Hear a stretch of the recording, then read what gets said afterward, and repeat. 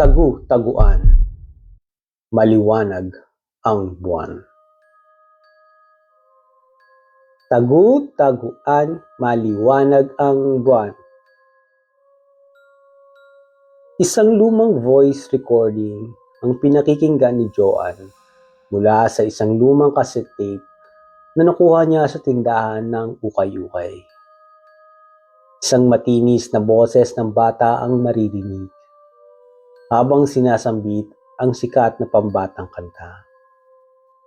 Ngunit pagkatapos ng huling linya nito, biglang nagbago ang tono. Pag hindi ka nakita, isusunod ka. Tumayo ang balahibo ni Joan. Sa likod niya, si Jessa. Nakatingin lamang sa pader. Alam mo bang may laro silang hindi dapat nilalaro ng paulit-ulit?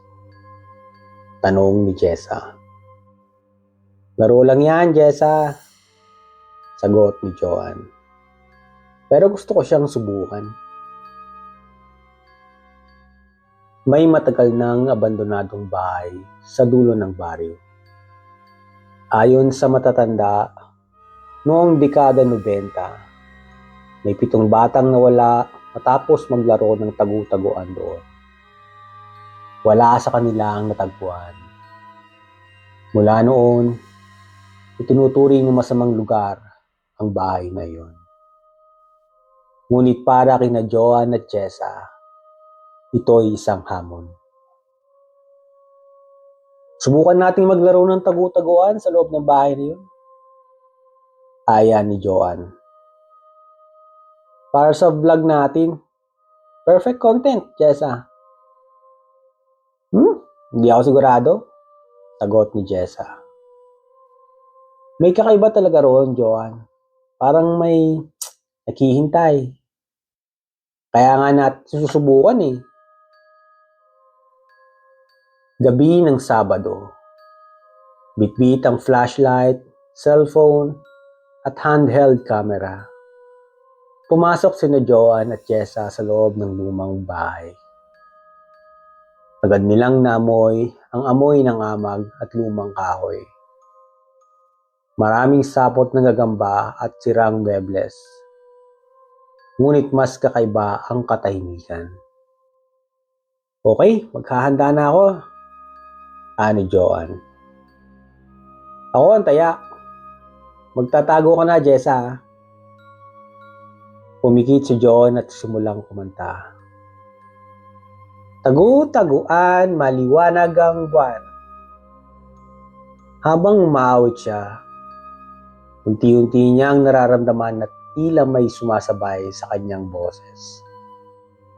Parang mas marami ang umaawit kaysa sa dapat. Pagdilat niya, wala si Jessa. Si Jessa, nagtago na sa silong ng bahay. Ngunit habang naroon, naramdaman niyang may tumibi sa kanya. Hindi tao, hindi hayop. Isang presensyang malamig at humihinga sa batok niya. Joan, hindi ito laro. Bulong niya sa sarili. Maya-maya, may narinig siyang tunog ng yapak. Mabagal, mas lumalapit. Ngunit nang sumilip siya sa labas ng taguan, walang tao. Nang lingunin niya ang taguan, wala na rin ang anino na kanina'y kanyang nararamdaman.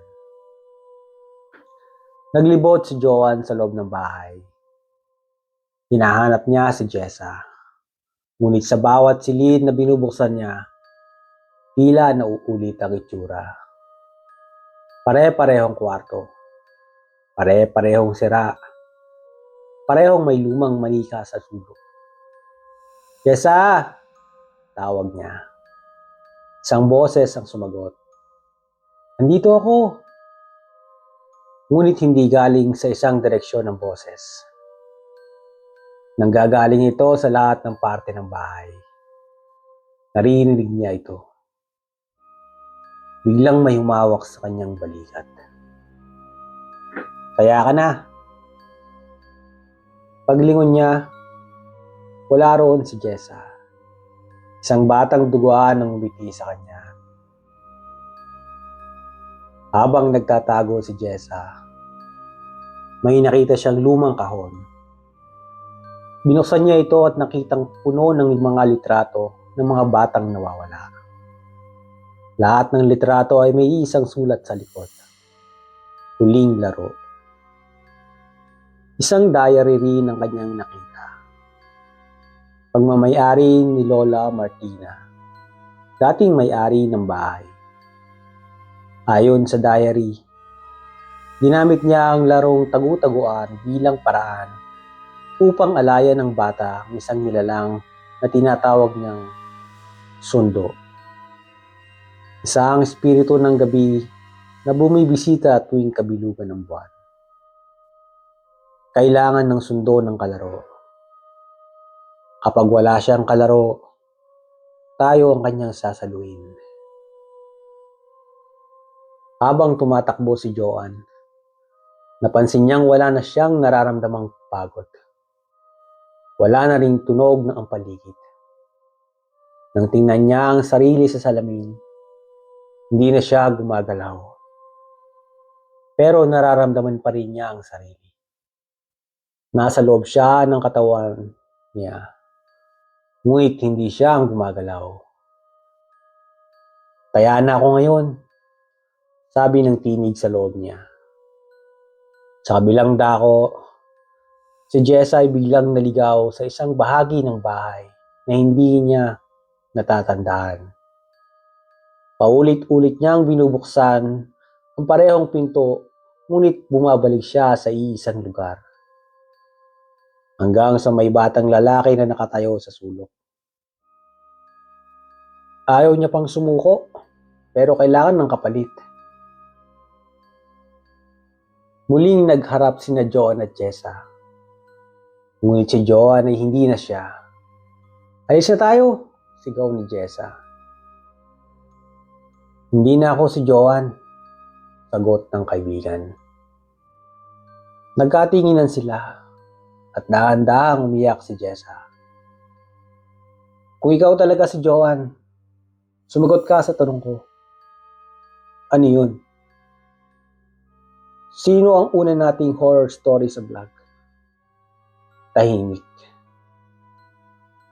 Si Mang Lando, sagot ni Joan, nanginginig.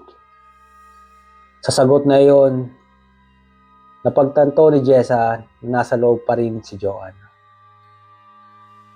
Nilabanan niya ang espiritu. Tinulungan siya ni Jessa gamit ang dasal na nabasa niya mula sa diary ni Lola Martina. Kung hindi ka na makakaalis, ako ang magiging alay. Pakawalan mo lang siya. Tumili ang buong bahay. Nagsimulang mabasag ang mga salamin. Bumukas ang lahat ng pintuan. Lumitaw ang nilalang. Itim. Mahaba ang buhok. At walang mukha. Ngunit biglang lumiwanag ang paligid. Mula sa taas, may nagsisindi ng mga kandila. Ang mga matatandang babae ng baryo, pinamumunuan ni Aling Pina, ay dumating para tapusin ang ritual. Balik na kayo sa inyong mundo, sabi nila. Isang malakas na sigaw ang narinig, kasabay ng pagkawala ng nilalang. Nahimatay sina Joan at Jessa. Pagkagising nila, umaga na. Nasa labas na sila ng bahay. Lahat ay parang panaginip. Nagdesisyon sina Joan at Jessa na isara ang kanilang vlog. Ngunit ilang linggo matapos ang insidente, may natanggap na mensahe si Jessa sa kanyang cellphone. Walang pangalan, walang number. Taya ka na,